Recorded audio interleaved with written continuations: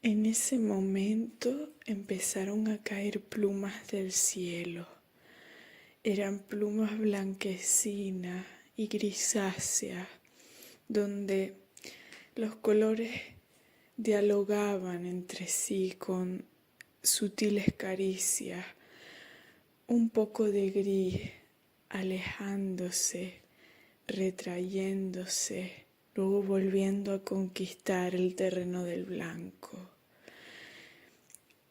Y caía una pluma, otra pluma, otra pluma.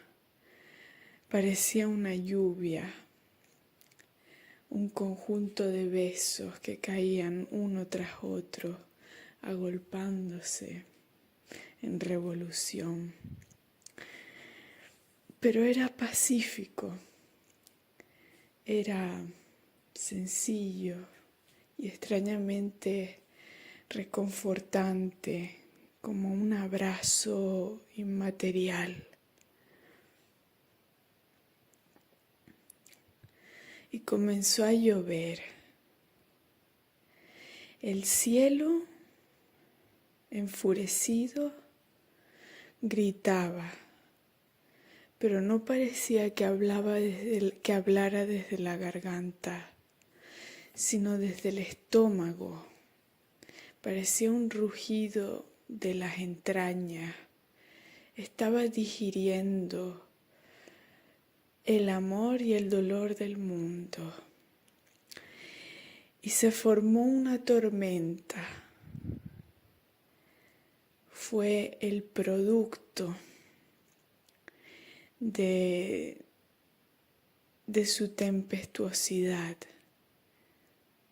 de su amor, como un regalo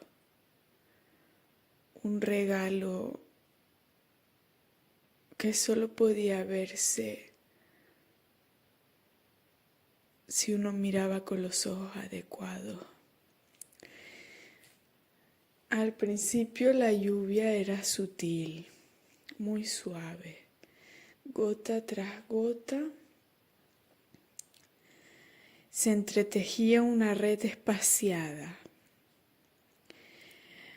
Había un tiempo para respirar y tocar el aire sin sentirte devorado o, mejor dicho, acompañado por esa lluvia, esas gotas.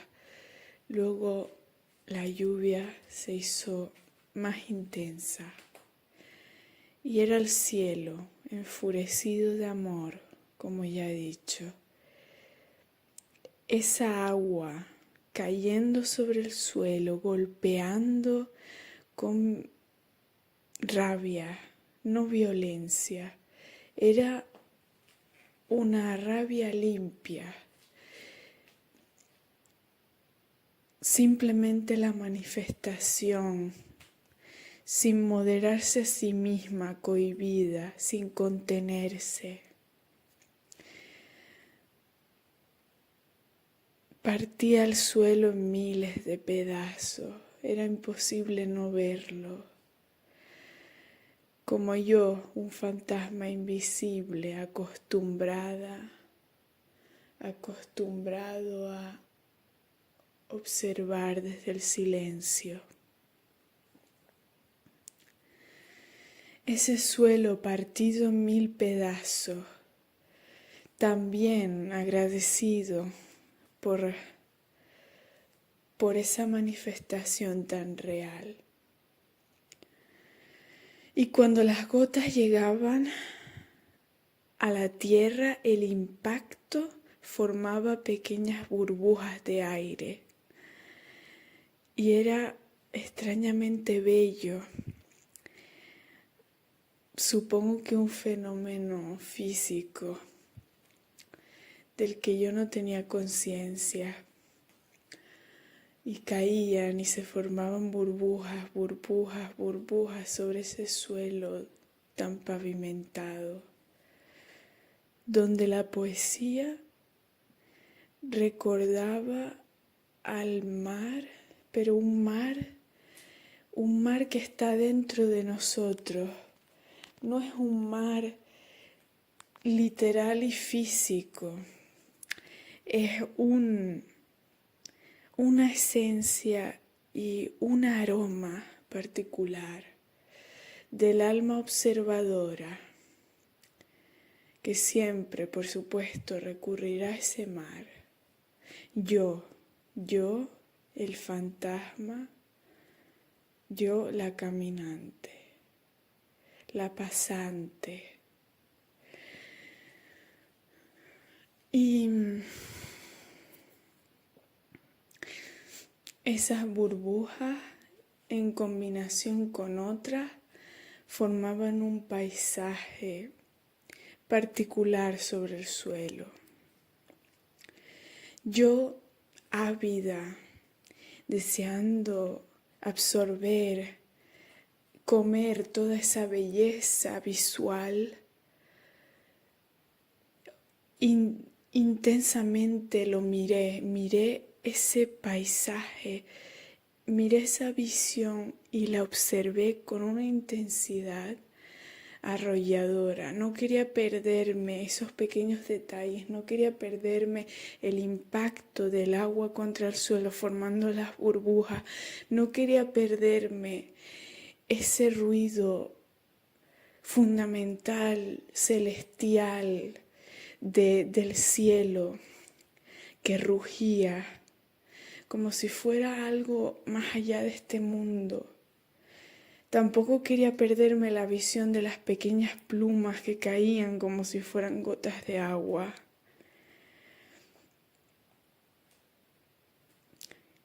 Y justo antes de esa lluvia tempestuosa, las campanas de la iglesia sonaron.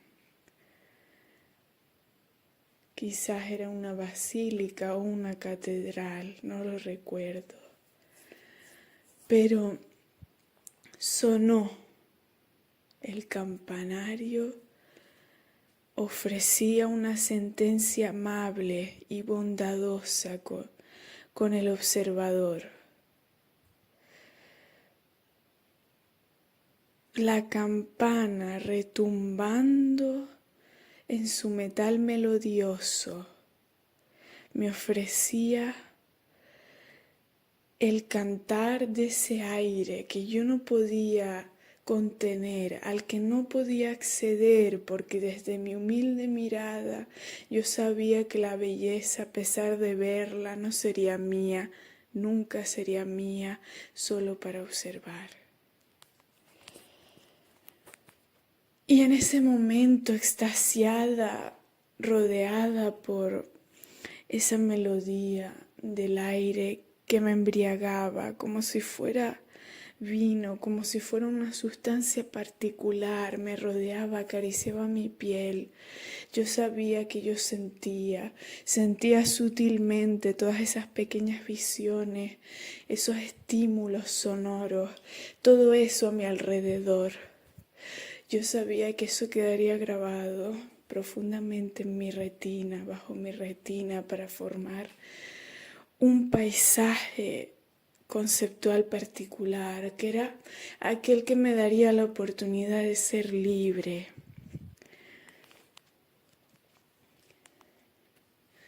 Y mientras hablo, las palabras hacen que dance mi mente a través de un movimiento vibrante. Eso es lo que hago mientras describo ese paisaje. Y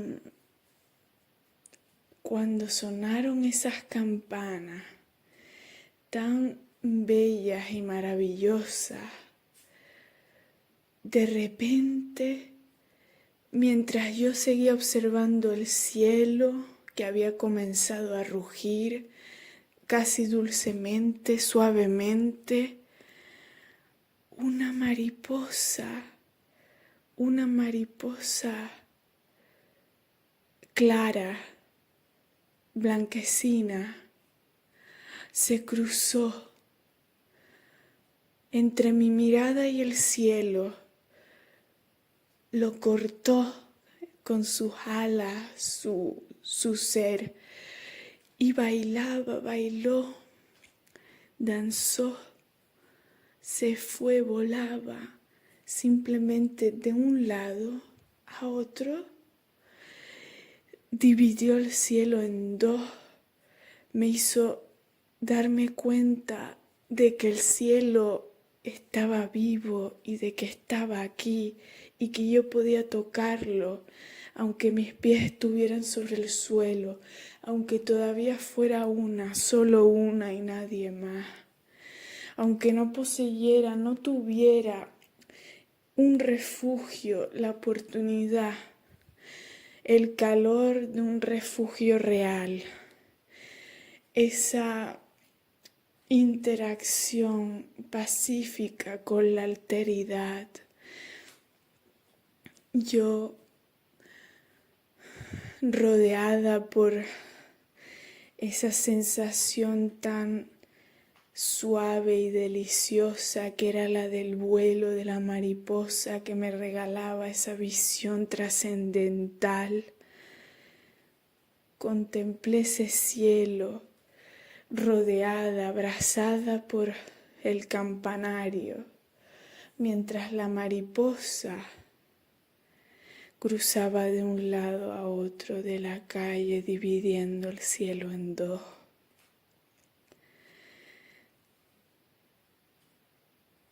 Era ella la que cantaba, era ella la propietaria, el origen de la melodía que se suponía que estaba lejos en la iglesia, en esa campana.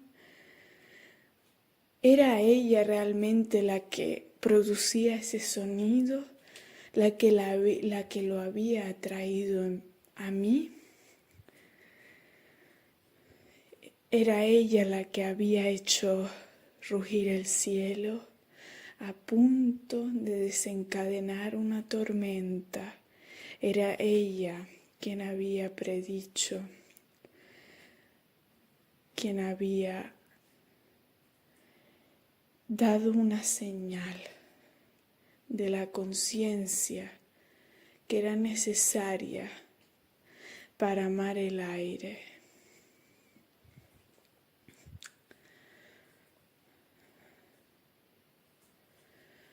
Bendecida por esa mariposa, ¿cómo no sentirme tan bendecida? No tenía colores llamativos, era sencilla, era blanquecina, pero tampoco llegué a poder percibir el tono, el matiz de su color, porque el contraste entre la luz y su propio ser, y mezclado con la dificultad del movimiento, me hizo difícil poder percibirla como algo más que un momento fugaz, una visión fugaz, una manifestación que para mí era un regalo. Su cuerpo era grisáceo porque estaba acompañado y acariciado por la sombra, la misma sombra que me devoraba a mí en mi cotidianidad sencilla y llena de terror. Cada día por las mañanas me enfrentaba al miedo, el miedo de estar viva en un mundo como este. Alguien tan frágil, alguien tan sutil que era inevitable esa fragilidad. Yo siempre poniéndome de pie, intentando seguir adelante a pesar de esta sutilidad, esta sensación de volar entre mis propias visiones. Y por fin probé el otro lado de esta disposición, es decir, probé la bendición y no solo la maldición de una misma moneda. Ese momento tan sagrado y sacro, sacramental, estaba purificando mi ser a través del dolor que yo misma sentía en ese instante.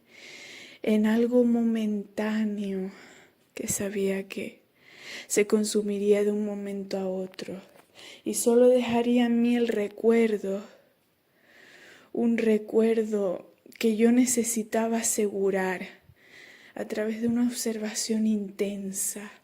No sabes cómo yo miraba esos pequeños detalles, esa energía, todo lo que me rodeaba, lo invisible. Lo observaba como si me lo estuviera comiendo, con respeto y cariño, intensamente porque sabía que se iba a marchar.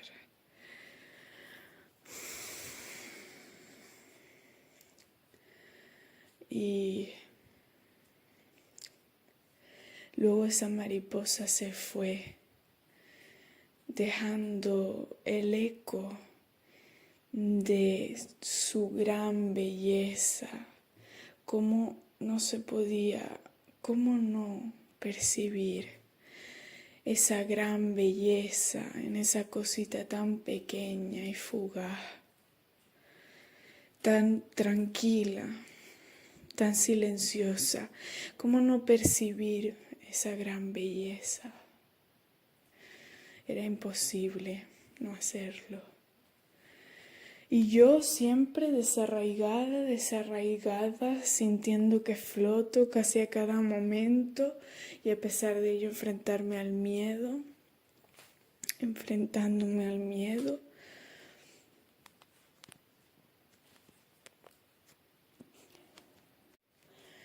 Yo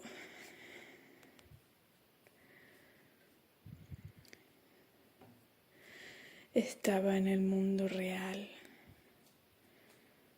Por primera vez, por milésima vez, por cuarta o centésima vez, no lo recuerdo. Pero había algo innegable en ello. Sí, sentía que flotaba, casi constantemente siento que floto, en un espacio que no me corresponde, que me rechaza y me hiere.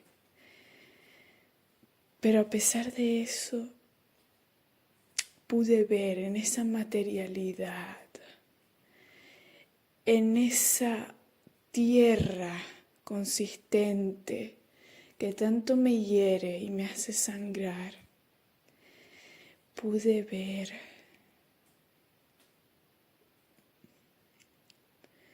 la belleza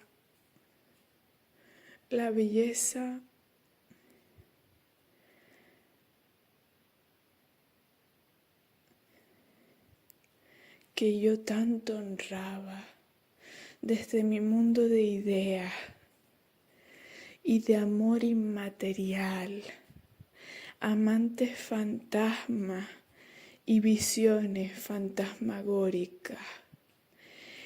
Ese mundo tan sublime, tan inalcanzable, tan dolorosamente lejano. Ese mundo, por un momento, vino aquí.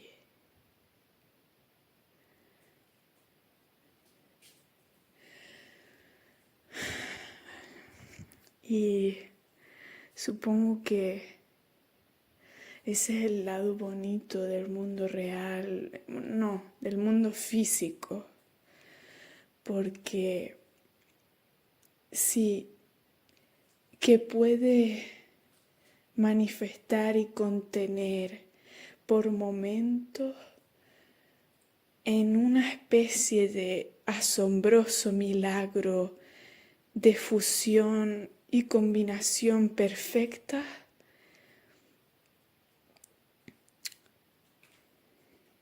la belleza insondable que trasciende toda materia, todo ser físico, esa belleza innombrable, poética, esa cosa que no se explica, que no se puede nombrar, que no se racionaliza, que no, simplemente hay algo que va más allá y que uno lo percibe y yo lo concibo casi cada día, voy a por él, lo estoy buscando siempre, esa sensación sublime. Es como mi condición, porque sé que es real y por eso no puedo abandonarla, porque una vez que ves, que contemplas esa realidad tan trascendental, eterna y bella, no puedes marcharte de ahí. Se convierte en la razón de tu existencia, en el motivo por el que das cada paso. No puedes decirle que no, ni siquiera aunque estés aterrorizada por todo lo que pueda salir mal o sientas miedo hacia el rechazo o el fracaso o cualquier cosa humana. Es algo que es más grande que tú y que tu voluntad. Esto es más grande que yo y que mi voluntad. Y como se ve, yo soy una portadora, una portavoz, simplemente me dejo conquistar. ¿Por qué? Por esa voz, por esa belleza divina. Y presto mi cuerpo, mi voz, mi ser, todo mi ser, inevitablemente, en una entrega que va más allá, como ya he dicho, de la voluntad, de una mera voluntad. Es algo más honrado, mucho más visceral, interno.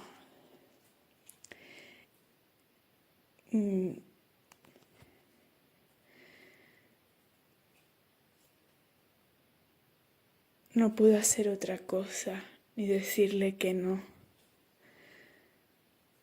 Simplemente me entrego y me convierto en ello. Y sé que soy una pasante, una tranquila pasante que observa con miedo y con una maravilla indescifrable ese mismo carácter indescifrable, la gran belleza, la gran belleza.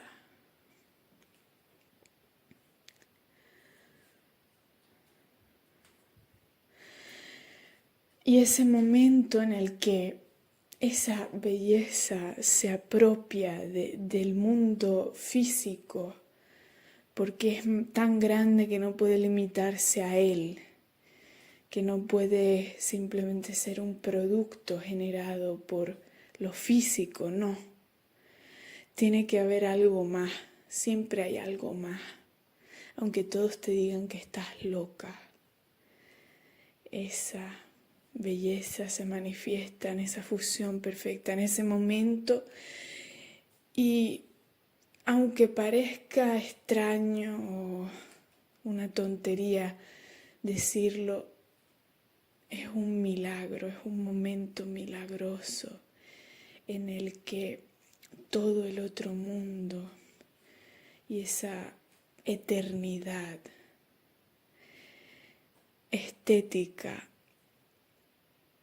es encarnada y manifestada a la perfección en cada detalle, en cada pequeña cosa que ofrece la observación del ambiente, formando un paisaje perfecto, meticulosamente elaborado por una inteligencia suprema, algo que no tiene nombre, simplemente que es.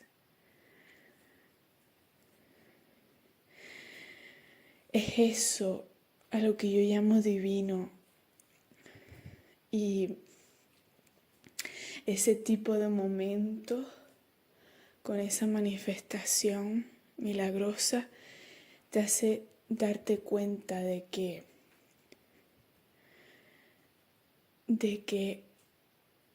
eso lo es todo Y no solo de que lo es todo, sino de que estás viva. Y a pesar de toda la dificultad de este mundo terrible, físico, ves la existencia del otro lado, de lo que tú ansías, lo que tú amas, lo que tú contemplas, lo que tú sabes que existe, lo que es y los demás no ven, porque los demás no ven esto. Los demás no ven esto cuando están ahí y ven llover. No, nadie. Se escondían bajo los pórticos, esperando a que cesara la lluvia, intentando como buenamente podían abrir esos paraguas para protegerse, porque querían alejarse, porque simplemente la lluvia, el agua, tenían que ir a hacer otras cosas, supongo. No se podían permitir el privilegio de observar. Y yo, la loca era la única que estaba ahí y estaba mirando esa mariposa, esas burbujas, la melodía. La loca era la que estaba ahí, era la portavoz. No eran ellos los que insultaban o los que respondían con indiferencia. No era nadie, solo estaba la loca en su visceral soledad que ni siquiera había elegido por voluntad propia.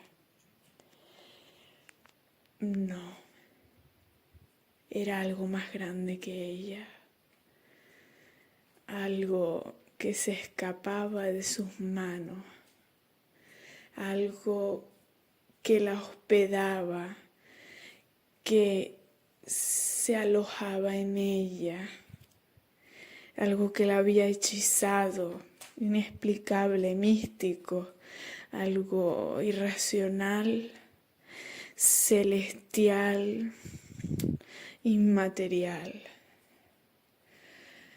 ¿Cuál era el nombre de esa loca que estaba mirando en un mundo tan cruel y sonriendo todo el día, mirando esa lluvia en un mundo tan cruel, bailando bajo la lluvia, abrazada por la lluvia, sonriendo, sabiendo que seguía sin tener un refugio?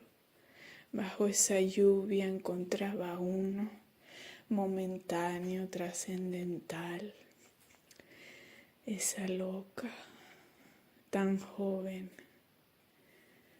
tan extrañamente lúcida y encerrada en una ceguera que ni siquiera ella misma comprendía, a la que se condenaba porque sentía que el esfuerzo no era suficiente para liberarla del miedo y del sufrimiento, de esa soledad y de ese miedo.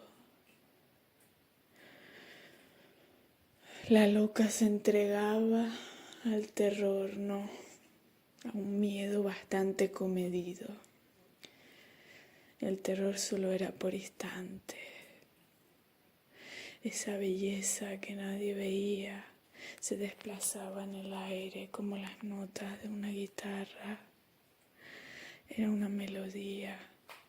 Ella tenía algo en su mente que sabía que nadie veía. Era una especie de herramienta, como un medidor tan sensible que se podía romper. tan sensible que se convertía en una débil, la voz de los otros, tan infravalorada, porque esa timidez, esa debilidad era insidiosa y para ellos, para el mundo, eso no era nada. Ella no era nada. No era nada porque no gritaba, simplemente se desplazaba en silencio. Ella sabía que tenía algo en la mente y en el corazón que nadie podía ver, porque no era algo común, era una conexión con algo que va más allá, una sensación, un sentimiento, una capacidad de percepción, como si la vida fuera una melodía, era algo que iba más allá.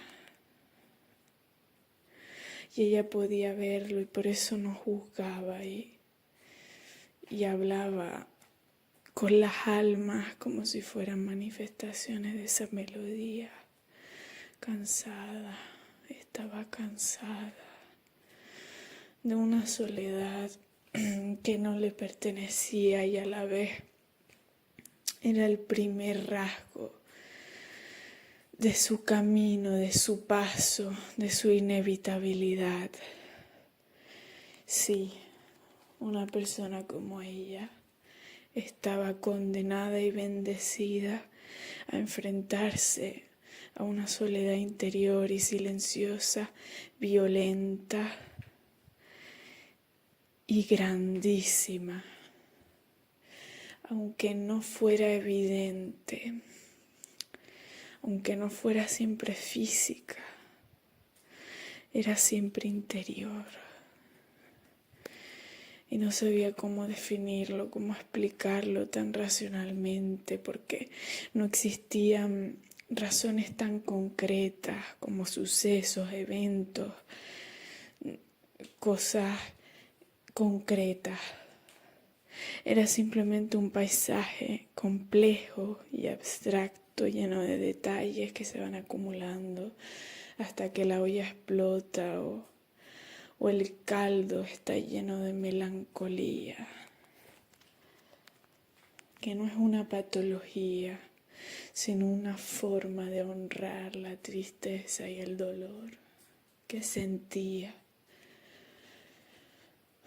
Simplemente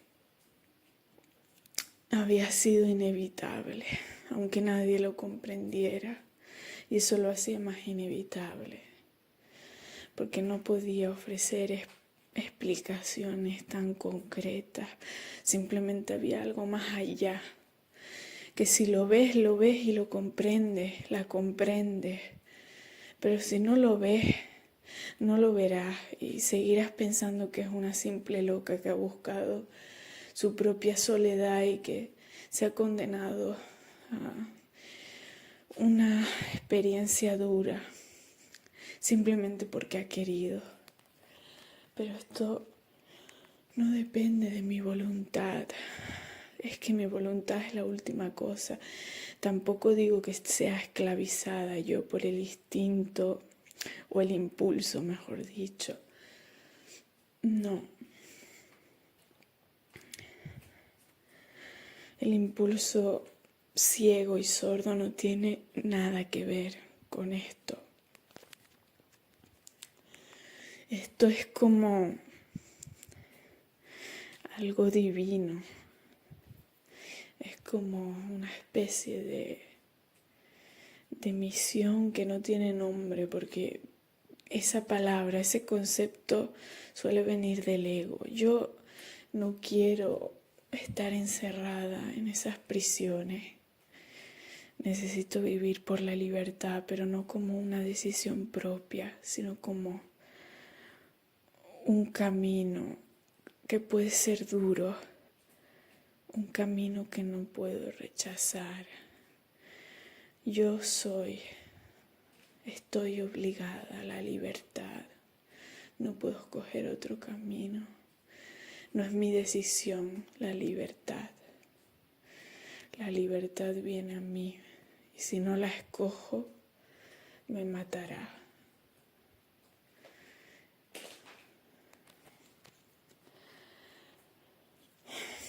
Así que en ese momento,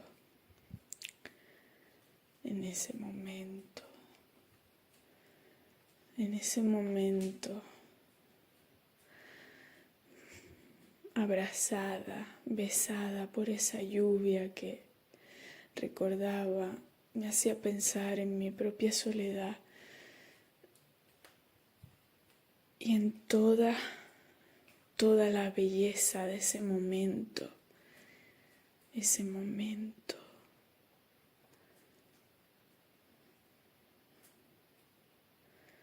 En ese momento